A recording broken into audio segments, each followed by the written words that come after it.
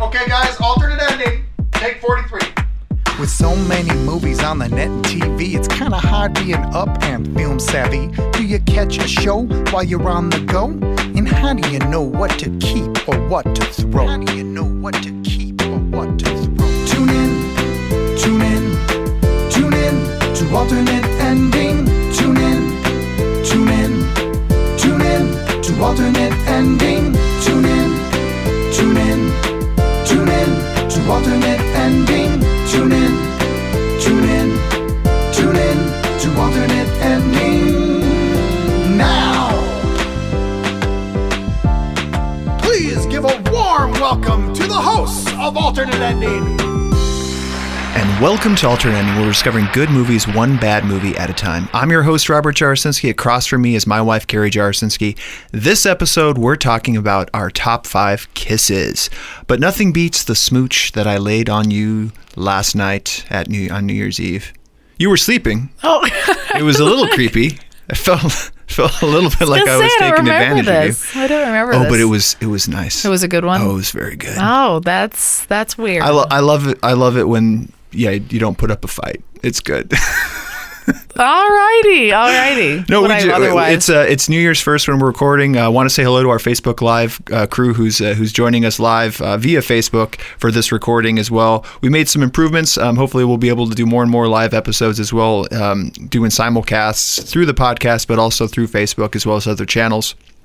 Just got back from an epic long trip. We arrived back on New Year's Eve at like 6 p.m. from a 600, 700 mile journey to South Carolina. It was much longer than that. Oh, really? I thought it was around like 700 miles. 20-hour drive or something. It ended up being very long. It was the longest drive of my life. I don't know why in my head vacations always seem so much more enjoyable than they are in reality.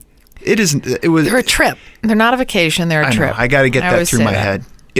It was a nice experience to be there with your entire family. We ended up having about 16 people in all. I think so. At the height of the trip, we had 16 folks. It was a good mix. It was mostly your family. Couple. My parents joined us as well, but two families converging in a small space. To a small space, and we survived. What could go wrong, really? The highlights for me, if you can call them, I'll have to see. Yeah. You haven't talked about this. What are your highlights for me were us running around on Christmas Eve, trying to find. Don't bring this up. Somehow Carrie got it mixed up that Santa gifts were not supposed to join us on this trip. We do a whole thing where Santa provides gifts to our girls, and those typically are the biggest gifts that the girls receive. Only been doing this for five years or so, so we may not have it down. But Santa gifts are the biggest gift. Right. They get to choose whatever they want, and Santa doesn't ever say no. Yeah, exactly. So for Abby, this was a piece of crap. A piece of crap. I was going to be a little just gentle in case other people got this for their kids. Oh, yeah. Well, maybe. Sorry. But magic tracks, as seen on TV. Abby doesn't watch a lot of TV live, but she somehow came across a commercial for magic tracks. It was with me, and she needed to have it immediately. Upon seeing it. So, and you procured it a little later than I would have liked, because I like to plan in advance. Yes. I was 4 days early. 4 days early. I was looking to get it 2 weeks in advance. But nonetheless, you procured them. We packed up for the trip. We left. You purposefully left them thinking that we were not doing Santa gifts on Christmas morning. Would Santa know necessarily? Why would Santa not think that maybe he would leave them at her own home? I told her that I sent Santa an email because she kept asking me how Santa would know that we were in South Carolina. The email was sent. Well, I didn't. You have to alert the other elf. No, you knew. You knew. There was a lot of miscommunication that happened. Between mostly your family. You're lucky you're on a video right now. But it was cool. So we ended up trying to track down. We don't want to disappoint our daughter. Christmas Eve, we were running around. I think we hit 7-8 stores. Walgreens, all of them gone. Targets. It was the most popular gift, and we came up empty-handed. And so we came up with a decent solution. You came up with a decent solution where Santa wrote a note. Number one, you went out and got her an incredible backup gift. It was pretty awesome. That's what I really wanted for myself. That urinates, which. Who doesn't? You go wrong with Who doesn't that? want that? She loved it. She did love it. She loved it. But you did that, and then you included a note from Santa that said, "Hey, your other gift is at home. Your gift is at home. Signed Santa." Yeah, it was The good deception, handwriting. the deception that comes with holiday gift giving is over the top, and that we're so stressed out about it. That was a highlight. It starts somewhere. The stress starts somewhere. And then the highlights wrapped up for me when on our as you said 20-hour journey back, the day we woke up to go back, I developed a really bad case of stomach flu, and for the first time ever. Wait, was this a high or a low? I'm saying sarcastic highlights. Okay. The highlight for me was I've never done this before. I don't think, at least sober, vomited in the car with my kids in the back seat. So awesome. Into a plastic baggie that apparently had some holes in it because it sprung a leak. It's really gross. I left it by the side of the road, which I almost feel worse about the littering than I do about the vomiting into a I think you should, but I guess bag. because it had the holes in it, I think it's okay. Yeah, that was a high and a low light because at least you got to sit back and sleep the entire way. I did. I took advantage of it. On the way home. But that's what, being a good spouse is all about. This, I didn't tell you as I was leaving. So after Rob's been ill for the 10 hours that I drove and we get to the hotel and then he's curled in the fetal position and we realize as we're putting the kids to bed that we're out of diapers. And it's now like 9 something at night. Oh, I out don't of know about diapers. this. Yeah, I know. You were asleep. So I take off and I'm like, oh, well, I'll go out and get some diapers. I run to Walgreens, run out, I run back. The lady at the front desk looks at me and she goes, oh, are you getting a little me time right now? I said, oh, yeah, I'm going out to get some diapers in the middle of the night. And while my husband's sick back in the room and my kids are doing God knows what while he sleeps, she was like, oh. They're watching Tree Masters. She goes, you got to take what you can get. I was like, We've talked about this. Is this where we are? Like, this is my alone time is running out for 7 minutes to Walgreens for diapers. So well, I appreciate you taking care of me and taking care of the kids. Speaking of mother-daughter situations, we did want to at least comment on the passing of both Carrie Fisher and Debbie Reynolds. Maybe some don't even realize they were related originally, but now I'm sure with all the news, you do know that they were. We were incredibly saddened by losing two gifted, not only a mother-daughter team, but just two great actresses and talents in their own rights. It hit me hard. It's not like I followed their careers too closely, but for some reason I think there's just been a lot of passing of celebrities recently and people that have made it's been a rough year in Hollywood. It's been a tough year, and I know the Oscars tends to memorialize individuals during their ceremony, so I think it'll be a tough watch for them too. Any thoughts on Carrie Fisher, Debbie Reynolds? Don't want to put you on the spot. Yeah, you are. That's exactly what you're doing. But no, it's just reading a lot of the articles just about their relationship and their work over the years and sort of how they grew up in Hollywood. I think there's a lot of people that idolize both of them for different reasons and strong female characters and stuff like that. So yeah, it's just tough, especially for people, especially for it to be so young too. To be only 60, I think makes it more shocking. Not that I would ever wish it, but in somewhat poetic fashion, the passing just shortly after, the stress being too much of your daughter passing. Yeah, I don't want to think about likely it. Contributing is what the news outlets have us understanding is that was likely the kind of a situation for Debbie Reynolds. But so certainly thoughts and prayers to the Fisher and Reynolds families out there in the world. Also, want to bring up a little bit of, on a positive note, we have some exciting things. We've been teasing this a little bit over the last couple of episodes in 2017. We're ready to share a little bit of it. What are you sharing? I'm sharing a big piece of it. Okay. First, we are launching our new website, which you can go to right now. There's just a placeholder there because we're not fully launching it. We're launching our new website, and it's going to be at alternateending.com. We went a little crazy. We went and grabbed that premium name, and we've been working with a website developer to over the last 4 months. It feels longer than that. It's looking. We've seen some previews of it. It's pretty cool. We're really excited about it. The functionality that it offers is going to offer you guys. Your guys are going to love it. And I think it's going to be a great new home for us. Yeah. So I'm excited about it. When you're talking about new things I'm excited about in the year, this is really something I'm excited about. The website will launch on January 16th. That's when our next episode will air. And also during that episode, the other big piece is we have a new partner also that we've been partnering with and kind of building towards this momentous occasion where we're taking his or her work and we're going to be blending it with our work. I don't want to give a little bit too much away. They will be joining us on that January 16th episodes. We're going to be skipping the rec segment in the last couple minutes of the episode. This person will join us. We'll introduce them. And then from there, we will go forward where our twosome will become a threesome. That sounded a lot better in my head than it did when I said it. Keep it there.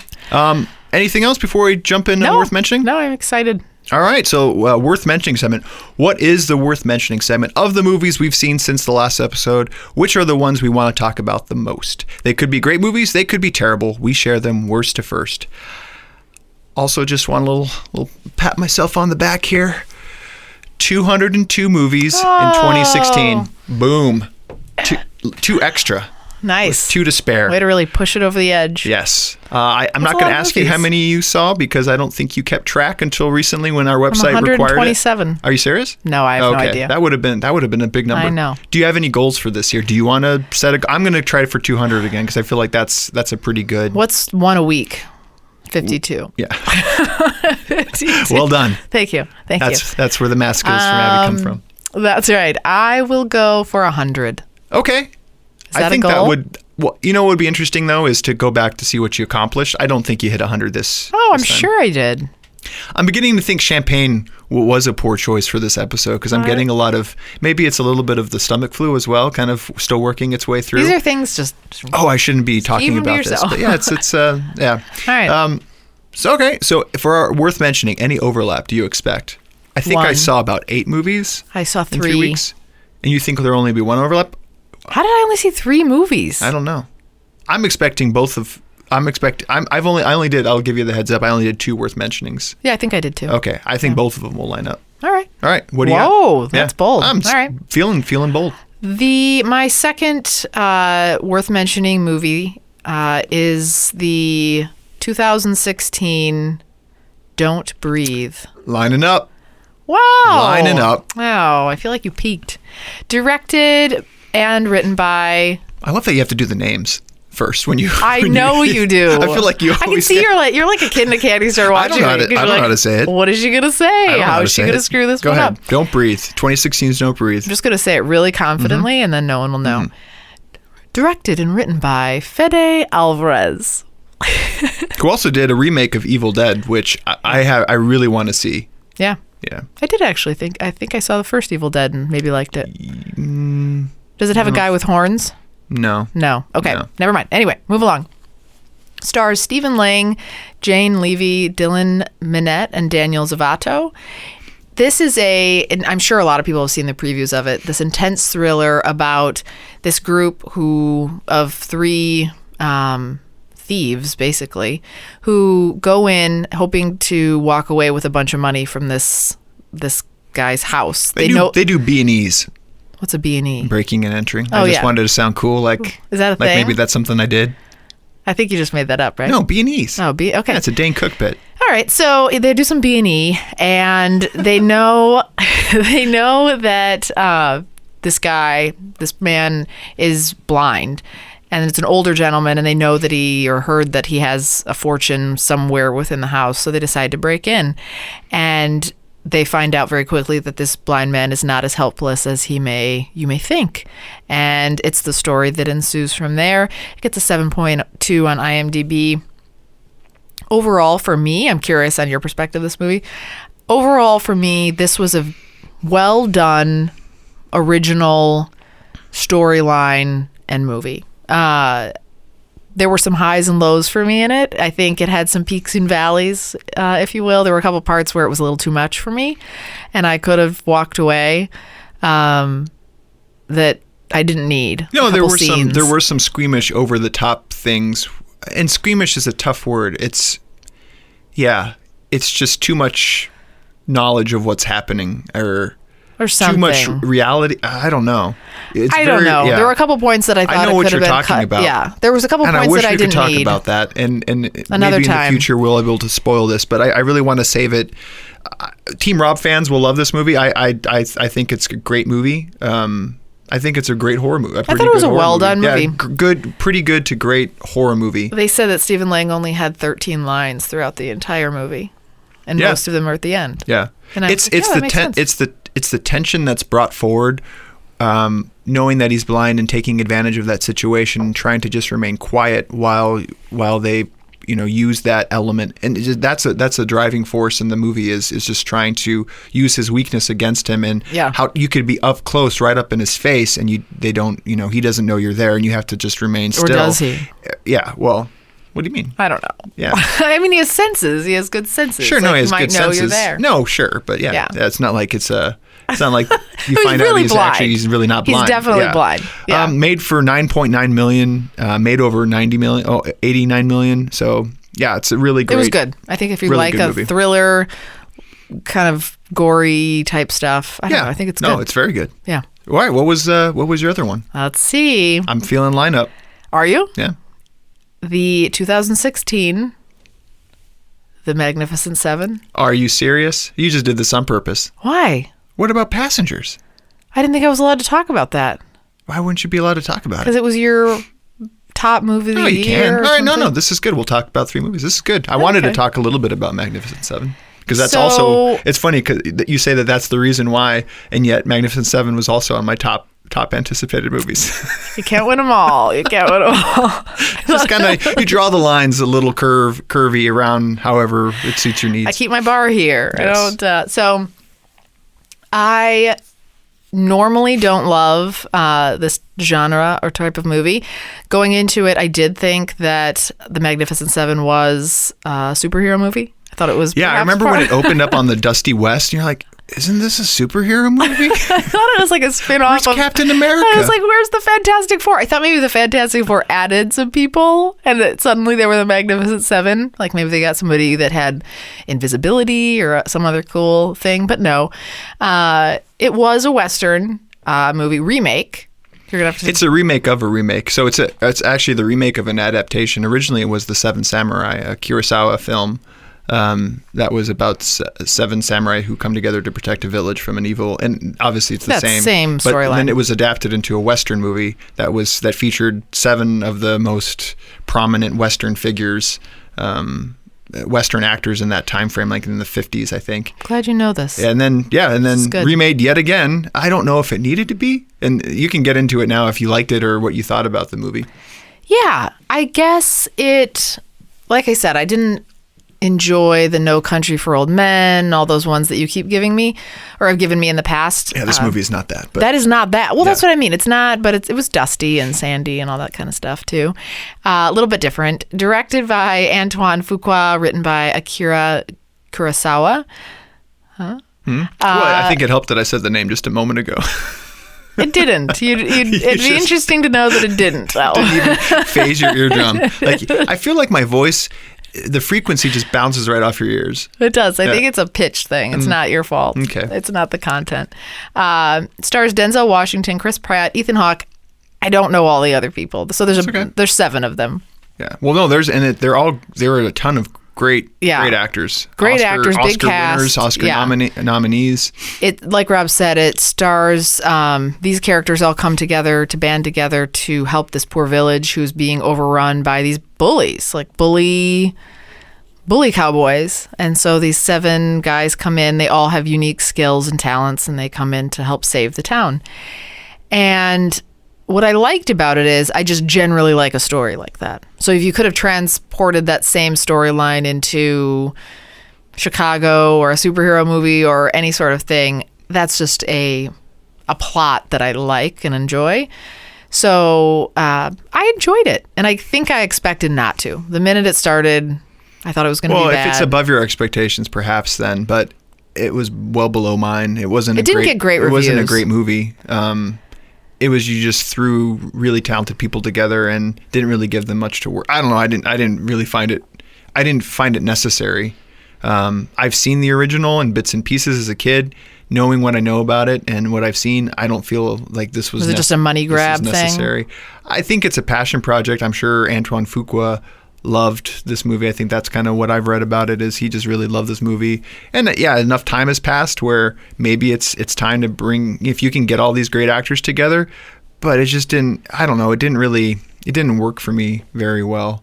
It wasn't the worst. I mean, it's not something, if it was streaming, I would certainly. That's a good way to put it. I would certainly watch stream it. Yeah, for free. Yeah. I wouldn't, now that I've seen it and we paid Redbox money, which isn't super. It's $2, almost right? $2. It was the DVD, so a little cheaper, but I guess it was worth taking the risk there. But I wouldn't have paid that Amazon. Redbox or below, I would say. But still, and that's hard for me to say for me. because this was a top 5 anticipated movie. When you saw the cast, when you saw Antoine Fuqua working with Denzel Washington, who, when they work together, magical things happen. So yeah, it was just disappointing that it didn't live up to quite that level. Mm-hmm. But I kind of gave mine away. My next worth mentioning is Passengers, and what I'd love to do is we saw this together in theaters. This was my number 1 most anticipated movie. It was a date that we set up while on our trip. It's 7.1 on IMDb, so not too bad on IMDb.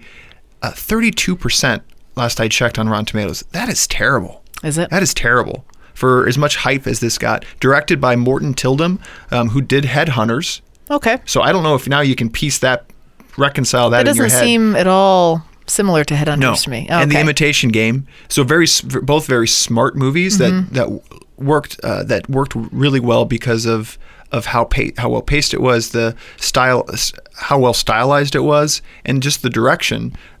The direction in those movies was incredible. Passengers also has really nice set pieces. I thought good chemistry between Chris Pratt and Jennifer Lawrence. Let me set the movie up for you guys. A spacecraft traveling to a distant colony planet and transporting thousands of people has a malfunction in its sleep chambers. As a result, two passengers are awakened 90 years early. So traveling in space, if you don't know how the science of it works, is to go long distances. Even if you're going at light speed, most of the planets that are potentially inhabitable would be many light years away. So even if you get to light speed, which you can, I guess theoretically, I don't know the theory of physics on it, but even if you can get really fast, you're still going to have to take a long time to get a faraway place. And the way you get around it is by going into a sleep chamber, hibernate your body. Fast forward 100 years, you haven't aged, your body, you've slept, and that's the theory. Is they're going really far away. Right. It's going to take 120 years to get there, so they go to sleep and they wake up a couple months beforehand. Except that this guy wakes up 90 years too soon, and he's the only one on this, what you would call like a cruise liner type of a ship. In the sky. Yeah. Cruise liner in the sky. Cruise liner spaceship. Has all the amenities, different class passengers. What'd you think everything. of it? I really enjoyed it, but I regret putting it as my number 1 most anticipated movie. I can see that. Because it has some flaws to me, and I can't talk about those flaws. So if we have time at the end of this episode, if it's short enough, I'd love to spoil this one a little bit and then get into this with you. Well, then let's not spend a ton of time on it. Yeah, we won't spend a ton of time on it. At first, I walked away. First, I enjoyed it. Then I thought about it, and I didn't like it as much. Once I actually...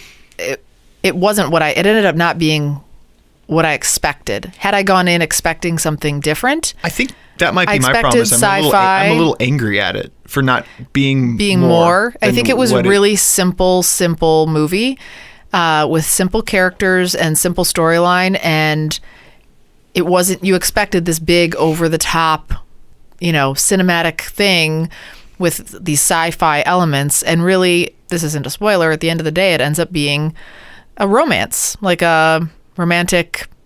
I was action. Even okay, and let's table this and let's see if we have some time to discuss it a little bit. Sounds good. I still enjoyed it. I don't think it deserves 32%. I think that's critics being disappointed, and it's funny as a critic. I wonder if you do harshly punish certain movies for not living up to the expectations you have when you have the cast of a Chris Pratt, Jennifer Lawrence, and a director with the background of a Morton Tildum. And I wonder if you punish it because you wanted more out of it. Right. That's what I don't even know if did you check the Rotten Tomatoes of Magnificent Seven? Did it get as bad as as Passengers? I doubt it. Yeah. I think when expectations aren't met, that's a big part of it, and I can see that for this. I also saw Sing in theaters with Abby. I enjoyed that. I thought it was okay. I don't know if I see it in theaters, but Abby still loves it. She loves the songs, and it was basically The Voice and American Idol for cartoons. Saw the Magnificent Seven with you. I also saw The Night Before, which I would recommend skipping, and a documentary called Finding Traction, also recommend skipping. Remember, you can find more details about all the movies we've watched at our website, alternatingpod.com. That's alternatingpod.com, but will be becoming alternateending.com. And when we actually say that you can find more details, that'll actually be true. There will be details there. People have started to call us. I was like, hey, those movies you talked about, I used to put them up there, but it became too much of a slog. Well, you thought you were the only one going to the site. Yeah, and you were like, wow. Google Analytics supported that there were not very many people going to the site. So I was just putting the podcast up there primarily. But I've never been there. I've never been to the old site. So the new site will be searchable, and we're excited to be able to share those features with you guys. Before we head to our next break, I want to take time to thank all our listeners who support the show and make their Amazon purchases through our site. Doing it is easy. Just go to our website, alternatingpod.com, or in the future, alternateending.com. Click on our Amazon banner and seamlessly go about your purchases. All proceeds go to making our show better. Since our last show, Carrie, I know you get excited hearing about what people I like purchased. the weird ones. Here are the things that people purchased. A gift basket. I didn't even know you could buy gift baskets. It was a medium size. So, you feel lukewarm about the person. You don't want to go all in with the large gift basket. Right. Or maybe you're not sure if they're going to like it. Or maybe you're just trying to play it safe. What if it's a date situation and you don't want to go crazy and get the, A date? You'd get a gift basket for a date? I could see you doing that. I wouldn't get a gift basket. You've sent a gift basket. I have purchased a ficus for someone as a date. I remember this, yeah. Instead of flowers. I thought that would be amusing. You creeped him out, didn't you? Yeah, I creep lots of people out. I know you I'm do. surprised that I didn't with you.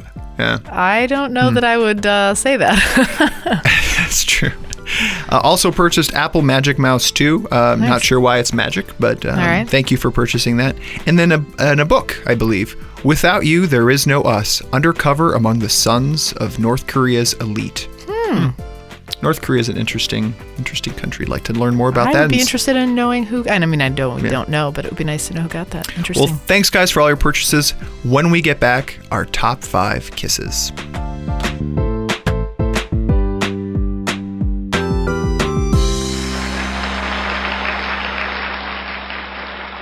And welcome back to Alternate Ending. We're talking about our top 5 kisses.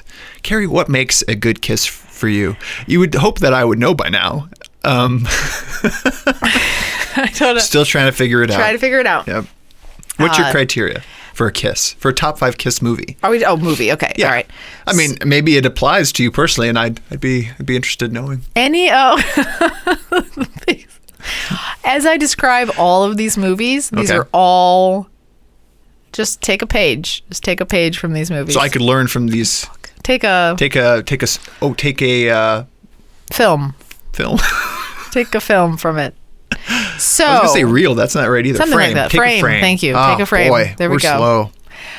It's been a long couple of weeks for us. So I'm really excited about this for several reasons that I've already pre-thought about. One of which, this is my wheelhouse. This is why... Making out is your wheelhouse? No. Watching movies for these types of scenes. This is what makes a movie for me. You got excited. A lot of our audience members had sent in clips, which is great. One thing that we'll do... Oh, I watched those too, and some of them were steamy. One thing we'll do on this, and I promise I'll do this when we launch our new website on January 16th. I'll go back in for this podcast episode and actually link to these scenes.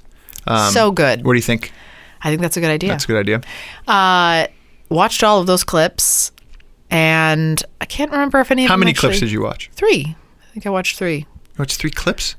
Pride and Prejudice. No, the ones that were added from listeners. From listeners, yes. I thought that was your research. I watched 3 clips. I didn't even need to. No, I didn't do anything. I know all of these off the top of my head.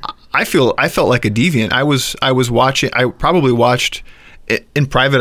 I was in a cafe covering my computer because I was just watching makeout scene after makeout scene on YouTube, just waiting for the right one. But what qualifies as a top kiss for you, though? So that's all it is. I just know. It's the one where it actually, you watch it and you could actually feel like your own heart racing. So, I mean, I had a little bit of that, and I did watch. So the way I prepped for this episode was, this is a very visual and experiential. Is that a word? I don't know.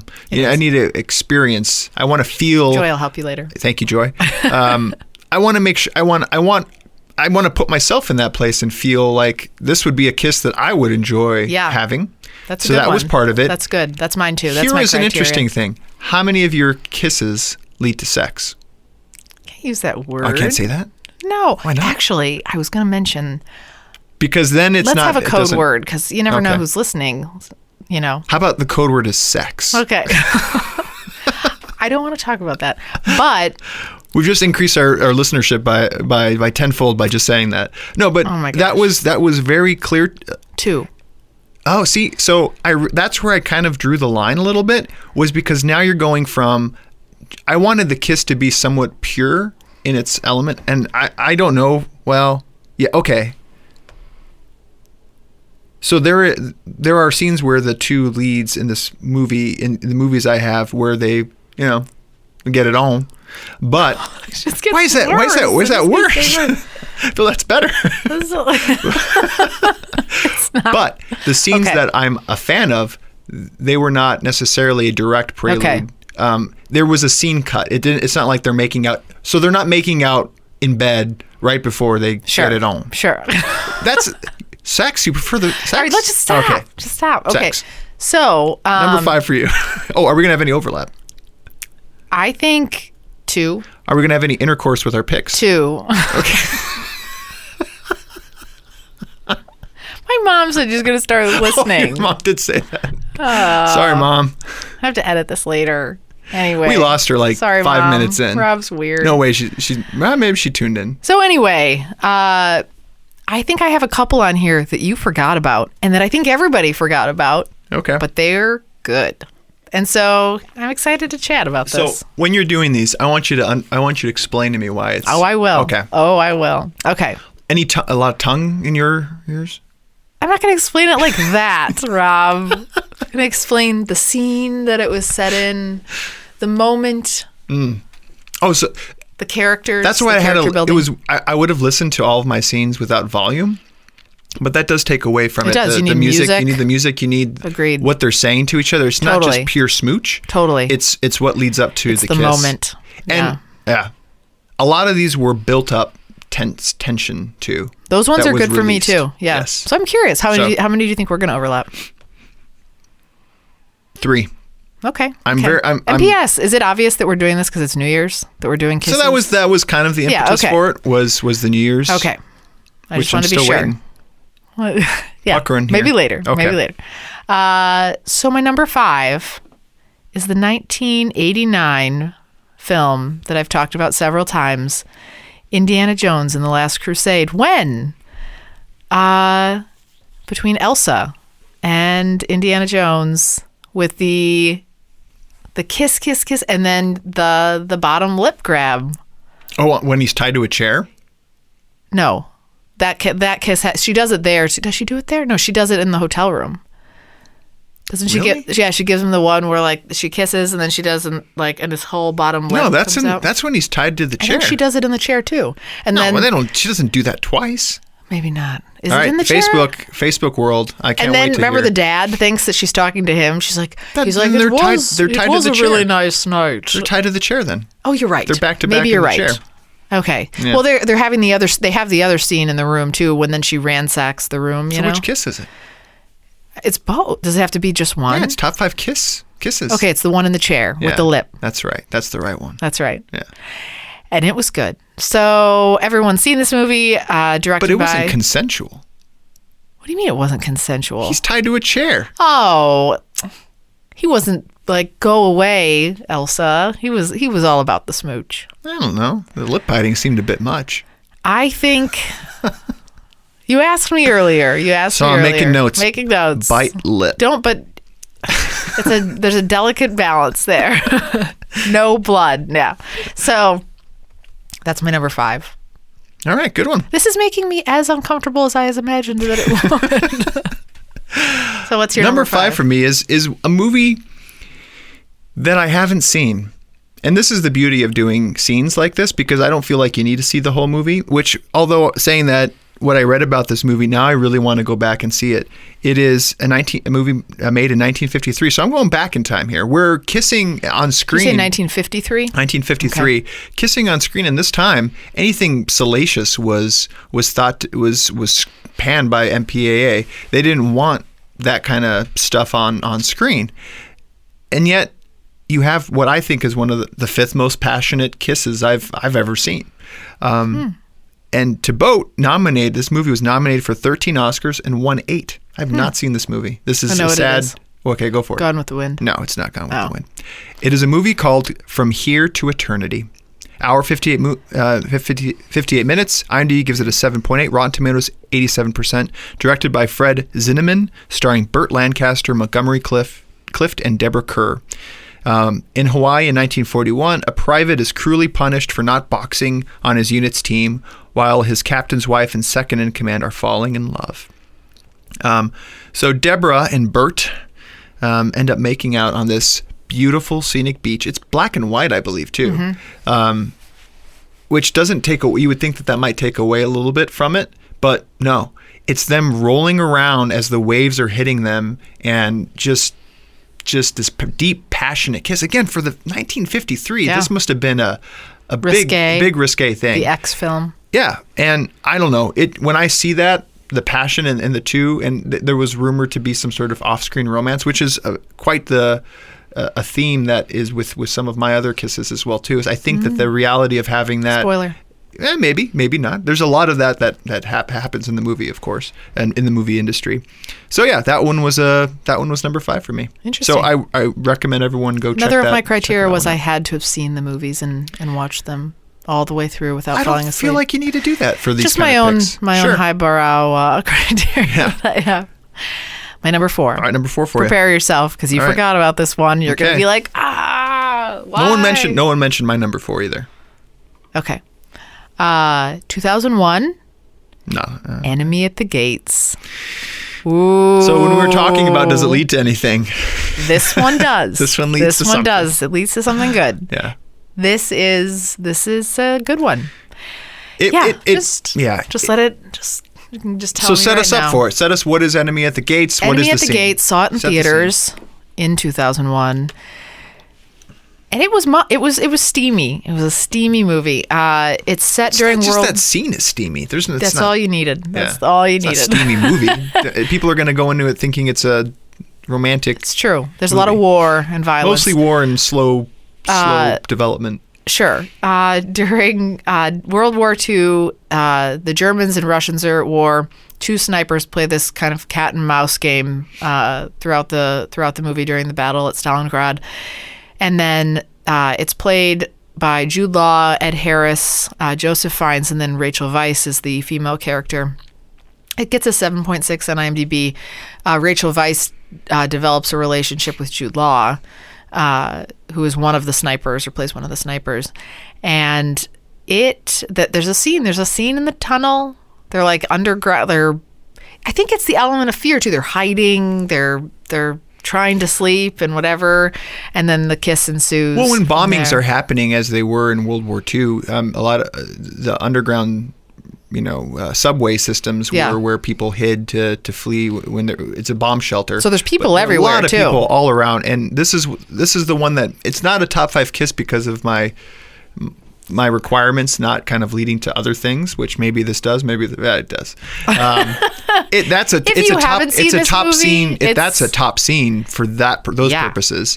If you haven't seen this movie, it's an excellent movie. I loved this movie. Yeah. Even when I saw it, you love the movie? I really loved this movie and that scene. So this would be a Team Carrie pick. That's interesting to me that you love this movie.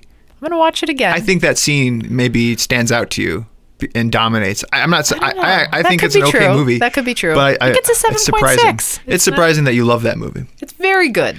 What's your number 4? Number 4 for me. 2000 movie made in 2005. This kiss care was so passionate that one actor nearly broke the other actor's nose while they were filming this kiss. I know what you're gonna say. While filming the scene. It is Brokeback Mountain. I knew it was coming. 2 hour, 14 minutes, IMDb 7.7. Rotten Tomatoes 68%. Directed by Ang Lee, starring Jake Gyllenhaal and Heath Ledger, the kisser and the kissee, or I don't know, they're mutual kissers in this one. The story of a forbidden and secretive relationship between two cowboys and their lives over the years. Heart-wrenching movie. Just tough. One of the best love stories. I don't remember what happens. You don't remember what happens in the movie? I don't remember if I fell asleep or not. Ang Lee movies are notoriously slow. So the falling asleep, it is a very slow pace, but boy, is it expressive. And I've never seen, maybe barring these other movies, just two people portray love in such a way, so passionately for one another. And the kissing scene that they have, the breaking the nose thing, it is a very passionate kiss, and kind of a stolen kiss. Jake Gyllenhaal really got into that particular kiss. Heath Ledger commented later on that Jake was kissing me so hard he almost broke my nose. I'm surprised they didn't win more. Let's see. A lot of mine are Academy Award winners. Nominated for 8 Academy Awards, only won 3. Should have won more. That was the year Crash came out and kind of snuck in and grabbed a bunch of awards, which I think still bothers a lot of people. I need to watch it again. It's a great movie. It's a tough watch, but it's a great movie. So yeah, that was, as far as intensity goes, probably one of the most intense. And again, because of the forbidden nature of this kiss, right? That's what adds to the I think that's for all of these. The forbidden, or same thing as Enemy at the Gates, where there's people all around you true. And it's the needing to be secretive or private or whatever and needing to sneak around. I think there's an And that's why I don't discount Enemy at the Gates. It's just the fact that, and who knows, I don't think that scene, the one I'm thinking of where it's kind of behind closed doors, I think they're both I don't want to give anything away on the movie, but I think it's pretty much, I think it's a safe one for me based on my criteria. Okay. On my number 3? Sure. Just, if there is any audience suggestion about kind of the code word is monkey piling, so we can use that perhaps going forward. Okay. Mm-hmm. All right. Sounds good. Thank you, Becca Stewart. I can do that. Can I do that? My next one is the 2002. Looking for a facial reaction. Yep. We're lining up. All right, I'm sure. Good. Wait, I want to make sure there could be other good smooches here. The movie Spider-Man. It is on my list. It's number 2 on my list. Nice. That's my number 3. I bet we swapped 2 and 3. I bet we swapped 2 and 3 now. We didn't, no. I'm sure. You missed number 2 for me. But anyway. All right, go ahead. Directed by Sam Raimi, written by Stan Lee, stars Tobey Maguire. Who's the girl that I confuse this with? Kirsten Dunst. Who is not every other. That's the one that I always think is every character. And William Dafoe. Everyone knows Spider-Man. Tobey Maguire. Set up the kissing scene. That's what I'm interested in. I know. Yeah, so this one's so good. And this gets a little uncomfortable because I had a little thing with this type of kiss, and it's 2002, so I didn't know you then. But I thought that was like the coolest thing ever. Good thing I didn't know anybody. I waited around till I met you. You just practiced on your hand upside down for a while? I did the thing. Just to see if that would be the same as the hand right side up? For many years until I found you. But this kiss was awesome. Yeah. So, Spider-Man movie, everyone knows. The scene is, he comes down. It's like, isn't it raining too? Mm-hmm. Rain is key. Yeah. Rain is key. Why is it? Yeah, it sets the tone. He comes down in like the V position or whatever you want to call it, like the spider position, and comes down. It's raining. It's this tense scene. She's running around. She's looking for him. I'm poorly setting this up so you can jump in. And he comes down on his little web, his little piece of web, and she comes down. He's upside down, and then she comes out. Kirsten Dunst comes and just lays one on him on like the upside down. Not just lays one on him. She slowly pulls down his. Oh, you're right. His mask. Yes, and so to not reveal his face because she knows that's not cool. Right, that wouldn't be cool to do. You're so right. slowly kind of unravels the mask. Oh my gosh, down I'm remembering it now. So it's spicy. It's a spicy moment. It is. Yeah, it's very spicy. Oh, and the upside down kiss. They make it look easy. It's so easy. They make it look easy. You have to have the right lip to lip ratio for it to work. Yeah. Can't have like a big upper, big lower. I did research on my kissing scenes, all my kissing scenes too, just to add a little bit of trivia for them. This one was particularly difficult. In the downpour, it was driving rain, and being upside down, your nostrils are exposed. So the hard part for Toby was he couldn't go between scenes very long because the rain would just be getting into his nose, into his nasal passages. So which again, extra points for difficulty there for me, which is why it was my number 2. Okay. Good one. Number 3 for me. I'm surprised this isn't on your list. We have a poster of it in our room. I'm talking about 19. In our room? Yeah, or in our screening room. Yeah. Talking about a little movie called Titanic. Talked about Titanic a lot. Very famous kissing scene. I don't remember any great kissing scenes. What do you right? mean? On the front of the boat. That's where he's just holding her. No, and then she turns back and it's a very beautiful kiss. And that's why I really liked it. See, I don't like beautiful kisses. I just like You like ones. monkey piling kisses? Yes, that's exactly what I. No, it was a good kiss. You should Did you watch it? I'm gonna write down monkey piling. I'm gonna forget that. Yeah. Hang on. Did you go back and watch the Titanic kisses? No. Yeah. I don't ever. I've told you many times that I will never ever watch any scenes from that ever again because I was so devastated by it. Oh, that was a good kiss. That was a very good kiss. And surprisingly, I don't think any of our audience members voted for that one. That was my number 3. I don't need to go into detail about it. Everybody knows it. Nominated for 14 Oscars, won 11. Yep. So there were some good things about it. Yep. But let me tell you something better. So what do you have? Where number are you on now? I'm on number 2. So I'm left with number 1. So you just go. I'll just go. Yeah. And here's another one you forgot about, and you're gonna be like, again because I'm closing my eyes, but let's see if it meets my criteria. I don't know. We'll see. 2007. All I'm going to tell you is The Green Dress. Oh, I've meant to go back. Oh, yeah. But then I didn't need to go back because I knew that what it led to. Again, we have different criteria. That is absolutely fine to have monkey business or monkey piling. Monkey business. That one jumped to the front of my list in my mind when we started this because that's all that should matter. It's the thing that jumps to the front of your list what is in it? your mind. Atonement. Yeah. Directed by Joe Wright, written by Ian McEwan. Stars Keira Knightley, James McAvoy. James McAvoy has a real accent. I mean, it's not one of those fake ones. Brenda Blethyn, who plays the younger girl, I think, right? No, Keira Knightley. No, the younger girl as the younger. Oh, younger sister. Sister who screws everything up, right? Okay, yeah. sure. So I don't even know how to describe this movie. So the day this 13-year-old girl, Bryony Tallis, comes along to her older sister, and she sees something happening between Keira Knightley and James McAvoy, and she builds up a lie on something that basically didn't happen. It's the butterfly effect of that lie, but set the kissing scene. Well, I'll get to that, but I want to tell, if you haven't seen this movie, it gets 7.5 on IMDb. No, Atonement's a great movie. It is a romance, it's a love story, it's a war story, it's all those things that are combined. It's an awesome movie. And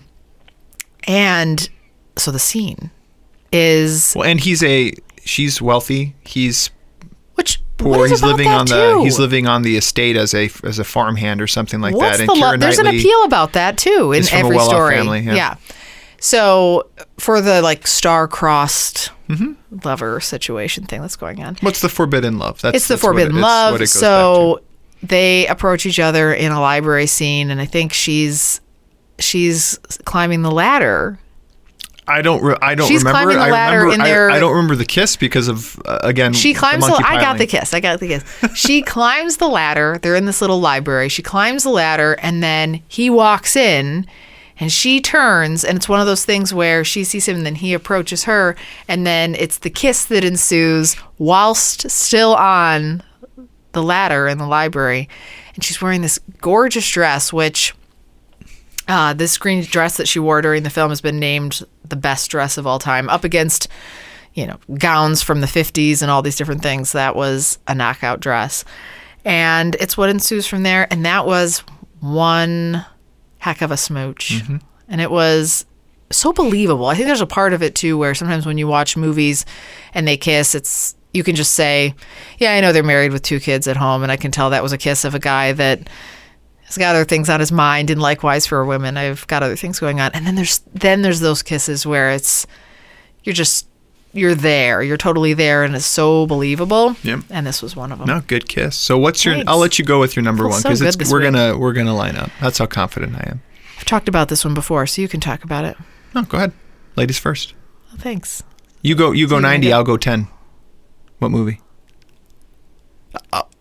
I know it. Yeah. It's the one with Will Smith Oh, nice, nicely done, Hitch. and Hitch. Yeah. And that short little guy. Yeah. Short little Kevin guy. James. Kevin James, short little guy. Yeah, you know, Perhaps shorter than Will Smith. The Notebook. we line Number up. one. It has to line It up. has to be.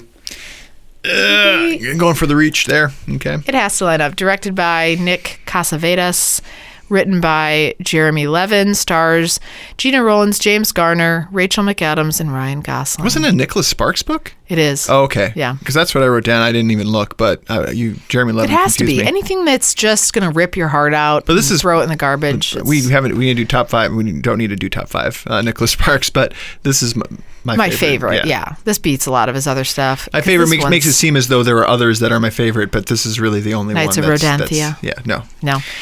Dear John. Anyway, so we've talked about it before. Tell the plot. No, well, it's the forbidden love. It's a poor yet passionate young man falls in love with a rich young woman, and he gives her that sense of freedom, but they are soon to be separated because of their social class differences. It takes place in the 60s, right? 50s, 60s? It's wartime too because yeah, you're right. It's wartime, so probably 40s. Yeah. 40s is when it takes place. Likely. But the real story here is why it made my list of top 5 kisses is Ryan Gosling and Rachel McAdams. There's a scene where Is it the rain scene? yeah, they've parted ways for some time and they're reunited. She comes back to visit and they go out on this paddle boat. It starts raining, and then But they're it's having some to sort play of- it all because she's with somebody. She's with someone. She's come So back to she's kind of check in. They haven't seen each other, and I'm giving away a little bit of the movie, but that's fine for this scene. The rain starts coming down, and her clothes get drenched. They're running back to the house, and then all of a sudden the spark is reignited, and what they do, and they recreated this when they did it at the MTV Movie Awards for Best Kiss or whatever in 2011. Is they do this maneuver where she almost in dirty dancing fashion jumps up onto him with the leg wrap. Right. And it's just you gotta so have perfect. the leg wrap. It's like their bodies just fit together so well I for that know. scene. And then there's like a hand on the beard. And You have that's the other thing. You have to have a hand there has to be some somewhere on hand the touching face. on the face. That's good. Which That's was, really yeah. good. And I just... Notes. yeah. Take those notes. Yeah. All right. I'll remember just... Rain. You need to produce okay, rain I'll sprinkle some and row rain. me around in a boat for a while. Yeah. I mean, it was a fan favorite as well. A couple audience members who liked it: Lindsay Rogenbach, Brita Chase, So Megan Reif, Alessa Garola. Yeah, it was a favorite of many of our audience members too. So I don't think anything can beat that. And it was, I think a lot of it had to do. We talked about on-screen romance. Or off-screen romances, Ryan Gosling and Rachel McAdams at the time, that they fell in love during the making of that movie, and it rubbed off certainly on screen as well too. That's right. So should we? Oh yeah, now we do our next segment. Every episode, we randomly select one member of our audience who share their top movie picks with us. Based on those submissions, here are our top 5 audience picks. And we had so many one-off ones where we didn't get a top 5 list. Most of them were just one-off ones where everybody was tied for 2nd through 5th. So the number 1 winner was The Notebook, was the number 1 selected by our audience. And the randomly selected winner this episode is Alex Reif. Nice. Alex's vote was for Dumb and Dumber. And there are a lot of funny type of movies like that where Dumb and Dumber kiss. Basketballs has a funny kiss scene. Where was the kiss in Dumb and Dumber? When Henry and Lloyd make out with... Oh, they do? Yeah. Each other? One another, yeah. I don't think I remember that. And he was it where their tongues are just like sticking out and they're I just think tapping so. tongues? There are a lot of over-the-top type of kisses, but again, this is a kiss that I wanted to be a part of, was kind of my criteria a little bit in a way. So Alex, shoot us an email at contact@alternateending.com. It's contact@alternateending.com for details on how to claim your free movie rental. If you want to win a free movie like Alex, be on the lookout for our top 5 movie posts and share your favorite picks. I almost say pricks every time. Appropriate. When we get back from our break, we'll be diving into our rec segment to close out the show. So tune in then.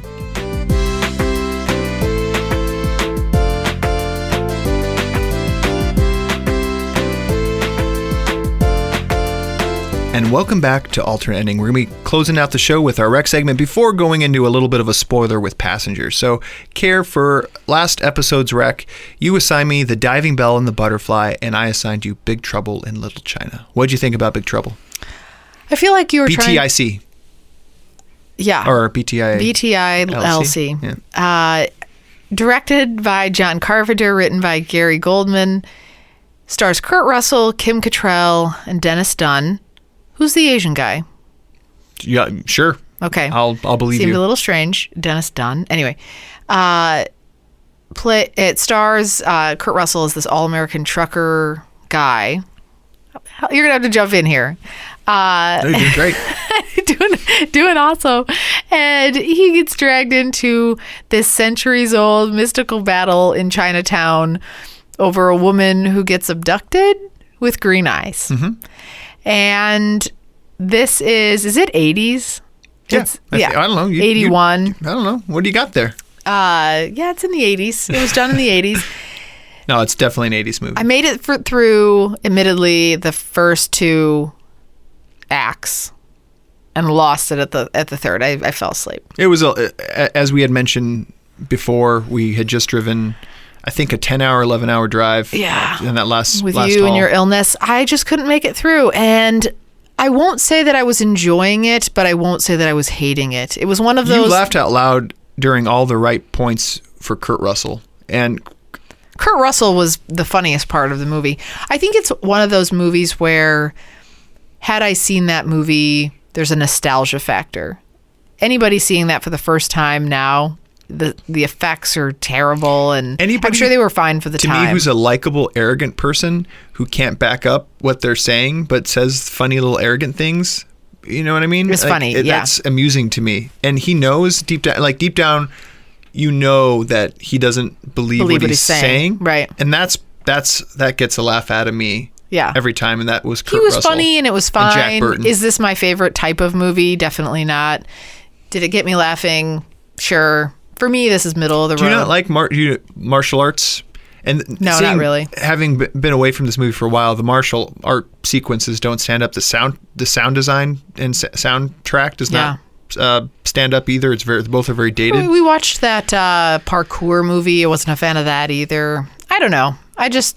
It's not for me. Do I think it was terrible? No, but it's middle of the road. Yeah, so I like mystical stuff. So I know you said, "What's happening?" Like you kept saying, "Like what's happening? What's coming out of his face?" Lo Pan. It was just Lo Pan, and Why is he old? Why is he young? It's like Sen was. Padwin Sen. I was just hungry after. Oh yeah, we did have Padwin Sen after watching it. No, I wasn't following it entirely, and it was just a little weird for me. So I give it a deuce. I give it a 2. Mm-hmm. You assigned me, not really you, but an audience member, because you forgot to plan for it. Carrie Ruka assigned me The Diving Bell and the Butterfly, which I hadn't heard of. Right. And I have no idea why I hadn't heard of it. Even before I saw it, I went to research it. Nominated for 4 Academy Awards. See? I have no idea why I've never heard of this movie. I don't know either. But then I remembered why. Is because it was subtitled. And a French movie. I know you don't like to read. Those are two strikes against it right out of the gate. But it was awesome. Directed by Roger Donaldson. Oh, no, this is wrong. Not Roger Donaldson at all. Well, I have the wrong name there. Starring Matthieu Amalric, Emmanuel Senior. I can't do French names. It's the true story of Elle editor Jean-Dominique Bobby, who suffers... That's how you say it. That's Booby. No, it's Bobby. That's how you say it. Okay. Promise. Who suffers a stroke and has to live with an almost totally paralyzed body. Only his left eye isn't paralyzed. Oh, crap. Oh, you laugh. That's intense. We've seen, and there have been a lot of movies of late, and probably since this time frame, where we've seen Stephen Hawking portrayed. A documentary that I want to see with you is Gleason dealing with ALS, those types of ailments where it's degenerative and it gets worse over time. It's progressively worse. Right. Okay. This true story, this guy who was rich and we saw Me Before You. Yeah. Again, he lived a full life and still had, still could move. Mobility. Mobility. And this is just your left eye. I don't even understand how that works. But your brain functionality... That is the worst. It's just fine. They call it locked-in syndrome, which how apropos is that? to call it that because you're trapped inside your body and have no functionality. But you're you know, people are asking you questions. They're trying to dialogue with you. They're hurting you. They're not. All of these things, and I really enjoyed this movie, and I was going into it with those two strikes against it, and certainly there are those French new wave elements, or French, I don't know if it's called new wave anymore. It was like a 50s term, but certainly European filmmaking elements in it with certain cuts and certain shots and weird angles and kind of going all over the place where it's like, why not you just be more straightforward? You're trying to be too cutesy here. But the story of this person is just compelling enough to watch. Him battle through this, I don't want to say battle through it, but just having this at the peak of his career. He's editor of Elle magazine, was an actor before that. Go through this, and it's a lot of it is from his point of view. Yeah. So you hear it's mostly inner monologue is what you're hearing. He's guys, why don't you hear me, or why aren't you doing this, and they find a way to communicate. It's extremely painfully slow, and the movie is a little bit slow because I don't want to be rude. Yeah. But is it like a blinking thing? Yeah, it's a blinking thing. Yeah. That's not rude. Sorry. And it's going through the alphabet. Okay. One blink at a time? No, not one blink at a time. Reciting until you get to the letter. Oh my gosh. That's the correct letter of the... Well, that's what they did in the... A little bit.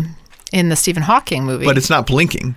So it's a little faster for Stephen, and now he has a way to automate. They have a way to automate it where it can kind of guess words for Stephen.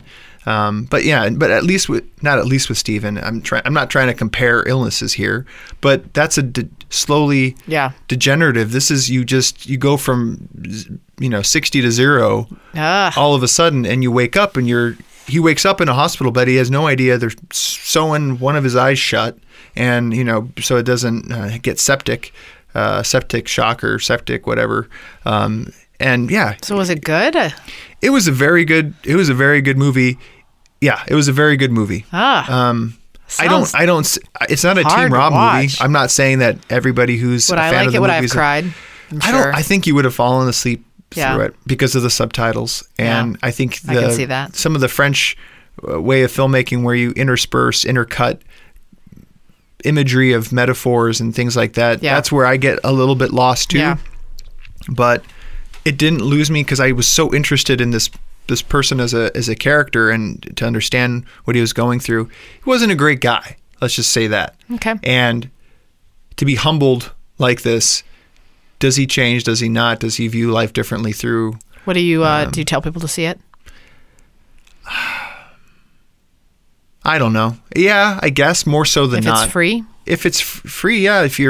You have to be in this with all these types of movies. You have to be in the right mindset to want to see this movie. So, I really appreciate Carrie Ruka for turning me on. Carrie, not me, right? Not you, because you didn't. No. You had nothing to do with it. But I appreciate the help. Yeah. Which also, if anyone else wants to offer up any other help or an additional movie, well, today, no, we're not doing that today. We're not doing Rex today. We're going to have that special announcement at the end of next episode. So I want to make sure we have enough time for that. So unfortunately, no Rex segment next episode, but bigger news next episode that we're so excited to tell you about. So definitely tune in to the end of the show next episode. In closing, before we get to our spoiler, we'll close out the show. Then we'll stay on a little extra after we sign off and then go to the spoilers. But wanna thank everyone for listening. Social media, go to our Facebook page, like it. That's really where you can find up-to-date information to our new site launches. We're active on Twitter. Either check us out at alternateendingpod.com. Do a review on iTunes. Do a review on iTunes. That's Carrie's passion. Don't disappoint Carrie. One every 6 months. They make me so happy. Soon, on January 16th, you'll be able to find us on alternateending.com. Subscribe to our podcast on iTunes. That way you can get up-to-date podcasts or Google Play or wherever you find your podcast. Tune in for our next show where we'll be talking about all of the exciting things we're going to share with you, but also our top 5. And we didn't have a way to describe this. We'll think about it a little bit more, but in honor of Black History Month and Martin Luther King Day, when our episode will air on January 16th, we're thinking of doing something where breaking down the color barriers or desegregation or top 5 kind of movies about that. So we'll come up with a better title. We'll push it out there on social media so you guys can get your votes in to win that free movie rental. So looking forward to that episode and sharing some big news with you guys to come. Catch you then.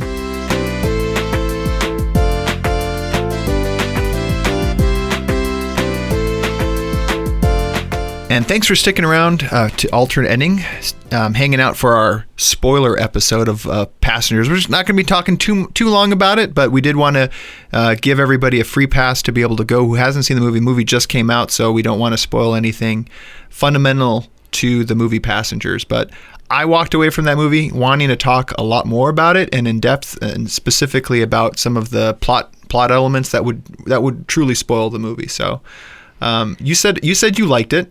I liked it. I told you I didn't like it, and then I liked it, and then I didn't like it again. And then I liked it again. I don't know. So what did you not like about it? It was really light on content for me. There was it was just really simple. I mean, it was really, when you broke it down, there was very little like soundtrack to it. It was just a very simple dialogue when you got down to what it actually was. And then the action sequence of it, if you're thinking it's going to be an action sci-fi thing where, that a huge part of the movie is some sort of, action sequence, it's such a small part of it. I never thought it was going to be an action movie. I didn't mind that it was a very thoughtful, at least the first act was a very thoughtful introspection or view of what it would be like to be trapped alone, a castaway on this, but you have everything you could want pretty much except for social interaction. Yeah. And it's different than Castaway because he had to fend for himself and had nothing to survive with. Here you have things. You have food. You have But you essentially know that you're going to die. You know you're going to die on this. But you're going to live a full life. But you alone. The difference is in Castaway, you're living day to day. So for me, it's apples and oranges. I think it would be. So you're in Castaway situation with Tom Hanks. There's a chance that you could survive. Somebody could find you, whatever. No one's going to find you on this ship in the middle of nowhere. Well, and that's where the plot goes in. I just want to jump in here too. A couple people have chimed in. Lo Kung saying Passengers is truly a love story. And Joy Vigil also agrees that I love the moral dilemma he goes through. And that's the part of the movie that worked for me right up until that point, that he decided to act on his... I thought they were going to do something completely different than that. Like I thought he's been pining and wanting this to happen. Aurora, by the way, is Disney Princess Sleeping Beauty. Right. Just in case anybody didn't know that connection of why her name was Aurora. I thought it was Aurora Borealis. Well, they also do some signs so when he wakes up, in the background is an Aurora Borealis behind him when he wakes up. I don't know if you caught that when we were watching. I didn't know. And I was actually pretty proud of myself that I just came up with it now. It's him pining for a whole year, dealing with this loneliness. And More than that. I get it. I totally understand. I don't understand because I'd never had to do it. So, but in my mind, I just don't think I could do that to someone. I think you would. I wouldn't do it to the person I had a crush on that I drunkenly walked by. And that's the other part of the movie that I had. I don't mind... it's not plot holes. What they did in this movie was anywhere where there could have been a plot hole, why wouldn't you have done this? Is they explained it away and they put an obstacle like what? In its way. Okay, so who would you wake up? I'd wake up the cutest person in the room. Who would you wake up? And who would you wake up? Oh, you mean you've just woken up. But he couldn't get into the captain's. He couldn't get into the captain's quarters. Oh, bummer. Just couldn't get in. Not the captain's quarters. Couldn't get into the crew area. Okay, sure. He's able to do all. I can see where that's in lockdown mode. It's just like any other flight. I think what they did is they ran down like, all right, who's going to poke holes in this, and let's put story elements in place that work around this. So then what happens? So let's just fast forward to this part. Okay. Then who wakes up third? Who was that guy? Just on accident. The captain. No, he wasn't the captain. Or he was the guy. He was like the head engineer from the captain's quarters. Whoa. How perfect. What? Out of 5,000 people plus 200 crew. As the casual moviegoer, I didn't notice that. Oh, come on. That is just so convenient.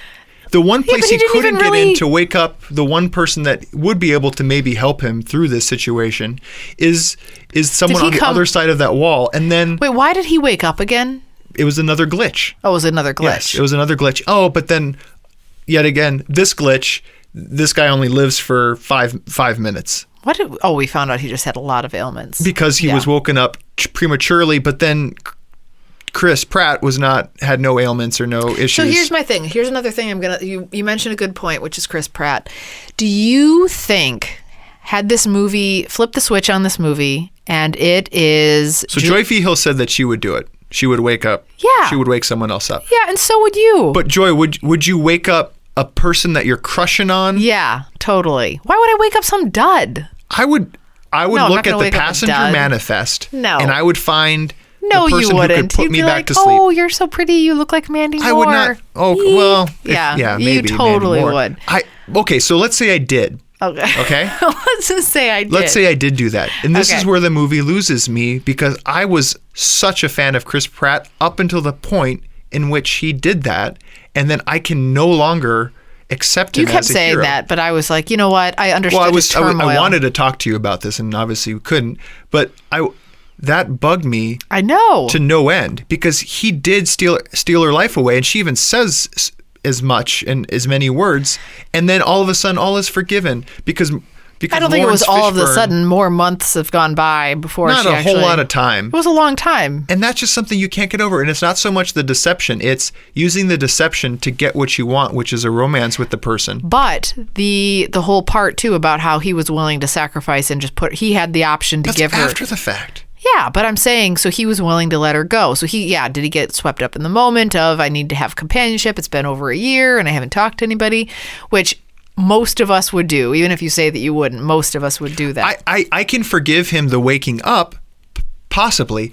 I can't forgive the fact that he didn't tell her before they monkey piled.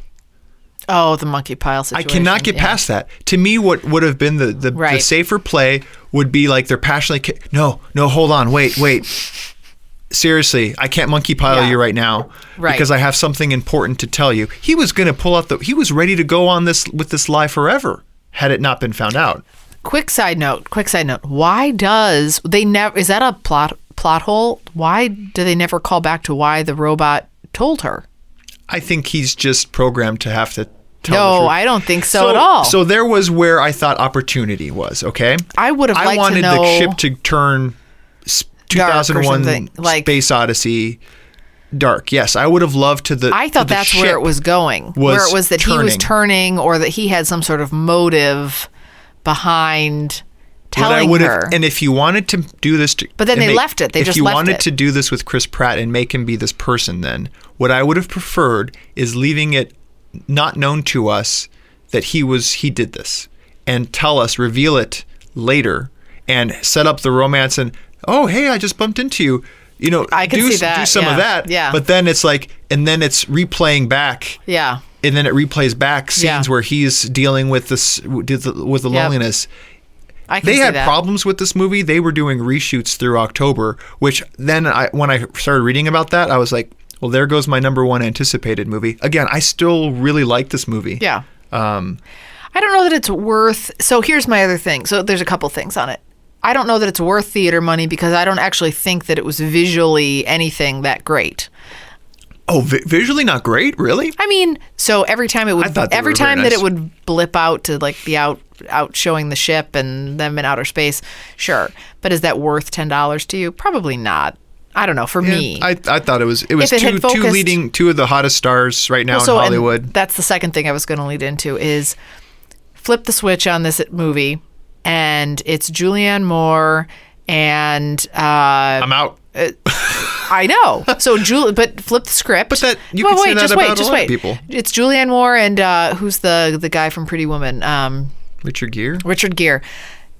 The reason I think that this movie that you liked it is because you like these two characters. Yeah, I could say that about a lot of movies.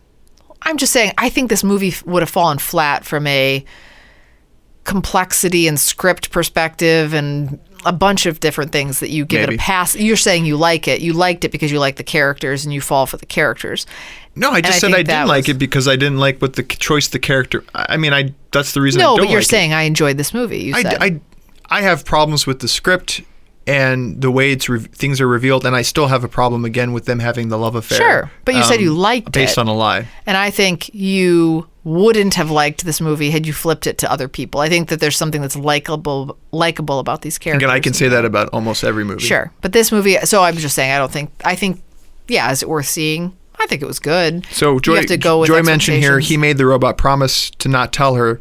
Then they say they have no secrets, so he tells her. So that's kind of like, yeah, I'm a gentleman, but they can't keep the robots can't keep secrets. Oh, so he tells him I can't keep secrets. I don't. Yeah. Did you feel like though there was something in his eye when he said it? There was something in his expression or his eyes. So the reason why I thought the computer, the ship was going evil was because of the jitteriness of him, and they could have went that way too. They could have played that up. They could have went that way, and it.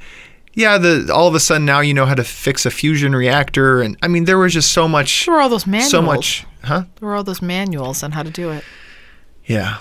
And then say that if I spent a whole year, there's definitely no way to do it, and it's just there was no way to do it unless again now I have the chief crewman's bracelet. Yeah. It's like so convenient, Yeah. So thank goodness he woke up. I mean. I'm all about suspending disbelief, but it was just so much. I think that's what they were busy fixing and shooting was I think they had a lot of problems leading up to that point. Well, anyway, I appreciate you guys staying on extra long. Yeah. In closing, we'll likely be doing some more spoilers in the future because I can't contain myself sometimes. I want to talk about movies. So we'll catch you guys next episode.